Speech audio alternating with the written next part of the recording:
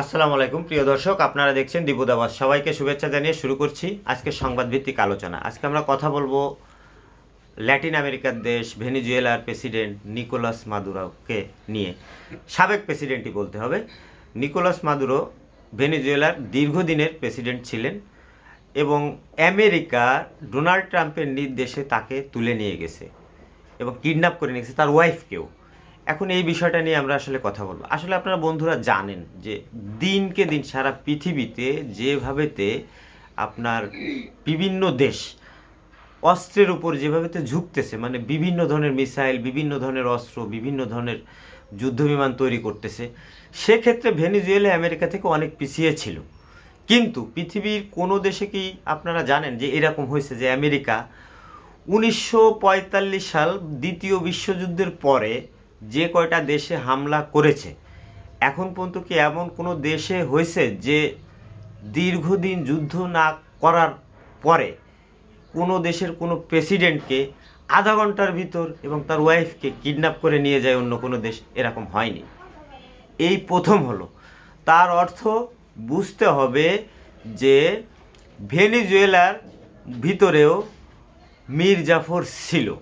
ভেনেজুয়েলার প্রেসিডেন্ট মাদুরোর যে আপনার বডিগার্ড, তার ঘরের বা তার হাউজের যে সিকিউরিটি, এটা সিএসআই দ্বারা পুরোপুরি কিনে নিয়েছিল। তারা নিজেরাই ভেনেজুয়েলার প্রেসিডেন্টকে আপনার আমেরিকার হাতে তুলে দিয়েছে ধরে, যার ফলে আধা ঘন্টার ভিতরে তারা স্বামী স্ত্রী দুইজন, বা যে ফার্স্ট লেডি বলে, সাধারণত পৃথিবীর বিভিন্ন দেশের প্রধানমন্ত্রীর ওয়াইফকে ফার্স্ট লেডি বলে, প্রেসিডেন্ট এবং তার ওয়াইফকে আধা ঘন্টার ভিতর আমেরিকা তুলে নিয়ে গেছে। এখন দোস্ত কথা হচ্ছে, এটা নিয়ে সারা পৃথিবীতে যখন তোলপাড়, পৃথিবীর বিভিন্ন দেশ চুপ, কিন্তু রাশিয়া এবং চীন এবং ইরান এবং ইউরোপের কিছু দেশ এটা নিয়ে বেশ সরগরম। তারা খুব নিন্দা করতেছে, তারা খুব তোলপাড় শুরু করে দিয়েছে। কারণটা কি আগে জানি, যে এই যে আধা ঘন্টার ভিতর যে তুলে নিয়ে গেল, এটা কিভাবে নিল? আমেরিকা বেশ কিছুদিন ধরে ভেনেজুয়েলার উপকূলকে পুরোপুরি আপনার যুদ্ধ বিমান দিয়ে এবং নৌযান দিয়ে ঘিরে রেখেছিল। তারা দীর্ঘ সময় ধরে অপেক্ষা করতেছিল এবং সিএআই যে আমেরিকার যে গোয়েন্দা সংস্থা, এটা যে অত্যন্ত পাওয়ারফুল এবং এদের রিপোর্টগুলো অত্যন্ত সঠিক হয়। তারা বিভিন্নভাবেতে যারা ভেনেজুয়েলার তার প্রেসিডেন্টের দেহরক্ষী, বাসভবনের রক্ষী, তাদেরকে বিভিন্ন ধরনের প্রলোভন দেখিয়ে টাকা পয়সা দিয়ে ম্যানেজ করে তারা কোন সময় হামলা করবে, কোন কায়দায় করবে, এগুলো টাইমগুলো ঠিক করার পরে তারা হামলা করেছে। এবং হামলা করার সময় ভেনেজুয়েলাতে কিন্তু আপনার অনেক অস্ত্র, তারা বিশেষ করে চীনের রাডার, রাশিয়ার যুদ্ধবিমান, রাশিয়ার S-300 যেগুলো আপনার আকাশ প্রতিরক্ষা ব্যবস্থা, এগুলো ঠিক ওই টাইমটা বন্ধ ছিল। এর ফলে আধা ঘন্টার ভিতরে 3টা বোম্বিং করেছে আমেরিকা। 150 বিমান, এই 150 বিমানের ভিতর ছিল নাইট হক যুদ্ধ বিমান, F-16, F-22 রাপ্টার, F-35, এগুলো দিয়ে একই সঙ্গে F-22 রাপ্টার এবং F-35 এগুলো হচ্ছে আপনার স্টিল প্রযুক্তি, এগুলো এমনি রাডারে ধরা পড়ে না, তা আবার রাতের আধারে। কিন্তু F-16 এবং নাইট হক এগুলো আপনার রাডারে ধরা পড়ে। এগুলো দ্রুত গতিতে এসে আধা ঘন্টার ভিতরে 3 টার্ম বোম্বিং করার পরে তারা নিকোলাস মাদুরোকে ধরে নিয়ে গেছে। কিন্তু ধরে নিয়ে যাওয়ার পরেও কিন্তু তারা এদেশে কিন্তু কোনো পদাতিক সেনাবাহিনী বা সৈন্যবাহিনী নামায়নি। কেন নামায়নি? কারণ তারা বুঝতে চাচ্ছে যে এই দেশে যদি আমরা সেনাবাহিনী এই মুহূর্তে নামাই, এটা চীন এবং রাশিয়ার অন্যতম চাল হবে। চীন এবং রাশিয়া তারাও এদেশে সৈন্যবাহিনী পাঠিয়ে দেবে, তাদেরকে ট্রেনিং দেবে, তাদেরকে গেরিলা যুদ্ধ আহ্বান করবে। তার অর্থ যে কমসে কম 20 বছর এইখানে তারা যুদ্ধে আটকে থাকবে এবং টাকা প্রচণ্ড রকমের, শুধু খরচ আর খরচ। যুদ্ধ মানেই খরচ। এক একটা মিসাইলের দাম মিলিয়ন বিলিয়ন ডলারও আছে। তো আমেরিকা আপাতত চাচ্ছে না এবং সিআইএ চাচ্ছে না যে এখন তারা ভেনিজুয়েলার মাটিতে প্রবেশ করে এদেশের সৈন্যভার বা এদেশের শাসনভার সামাল নেবে। কেন নেবে না?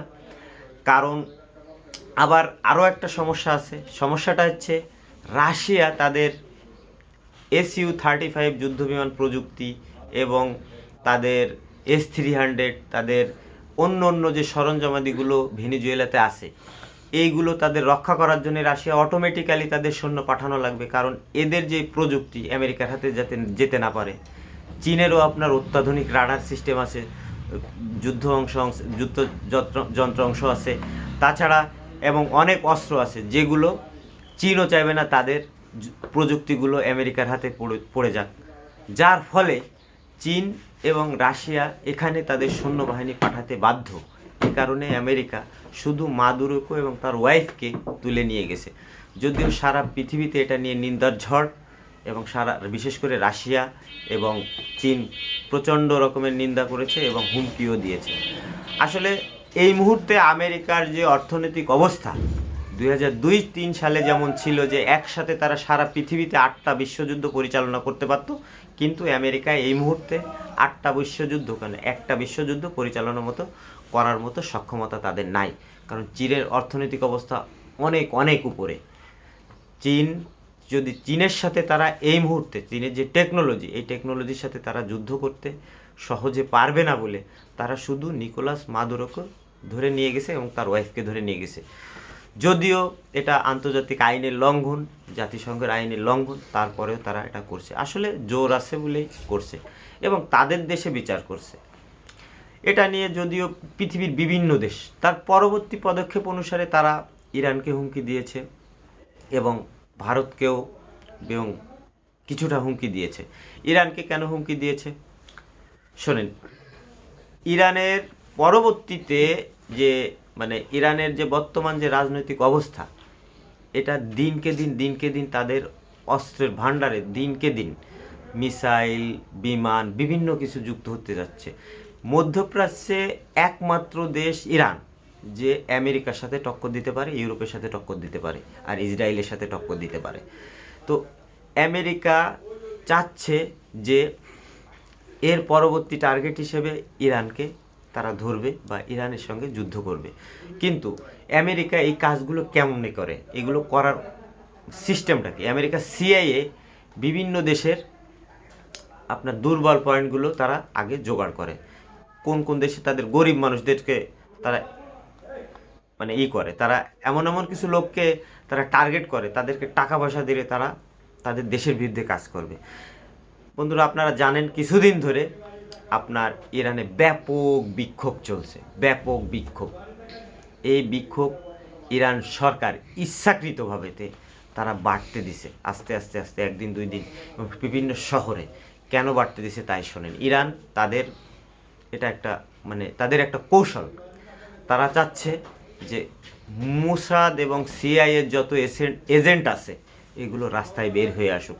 তারা বের করে আনছে এবং বহু সংখ্যক ডজন ডজন শত শত মোসাদ এবং সিআইএর এজেন্টগুলো তারা ধরে ফেলছে এবং বিচারের সম্মুখীন তাদেরকে 2-1 দিনের ভিতর তারা ফাঁসি হয়ে যাবে। ইরানে বন্ধুরা আপনারা ভালোভাবেতেই জানেন যে ইরানে এগুলো ক্ষেত্রে সময় নেয় না। তারা ইচ্ছাকৃতভাবেতে তারা চাচ্ছে যে সিআইএর এজেন্টগুলো এবং মোসাদের এজেন্টগুলো বের হয়ে আসুক। এই শত শত এজেন্টগুলো বের হয়ে ধরার পরে আমেরিকার এখন মাথা খারাপ। আমেরিকা এই কারণেই ট্রাম্প এখন ইরানকে আপনার হুঁশিয়ারি দিছে, আর কোনো কারণ নাই। কারণ তাদের এজেন্টগুলো ধরা পড়ে গেছে এবং আরও কিছু এজেন্ট আছে ইরান সেগুলোও ধরবে। কারণ বন্ধুরা আপনারা ভালোভাবেতেই জানেন ইরান আসলে তাদের নিজস্ব যে বিভিন্ন দেশের যে গোয়েন্দা সংস্থার যে নিজস্ব যে এজেন্ট দ্বারাই তারা আক্রান্ত হয়েছে। কেমনে জানে কোন ফ্ল্যাটে থাকে, কি করে, এগুলো সব ইরানের নিজস্ব লোকগুলোই তাদেরকে বলে দিছে এবং তাদের কাছে টাকা খেয়ে খেয়ে এই কাজগুলো করছে। করার ফলে আজ ইরানের বিভিন্ন অফিসারগুলো তারা ইসরায়েলিরা বোম্বিং করে করে মেরে ফেলছে এবং পরবর্তীতে তারা দেখা যাচ্ছে বিভিন্ন অস্ত্র কারখানায় তারা হামলা করছে। যাই হোক, আজকে এই পর্যন্তই থাক। সবাইকে ধন্যবাদ।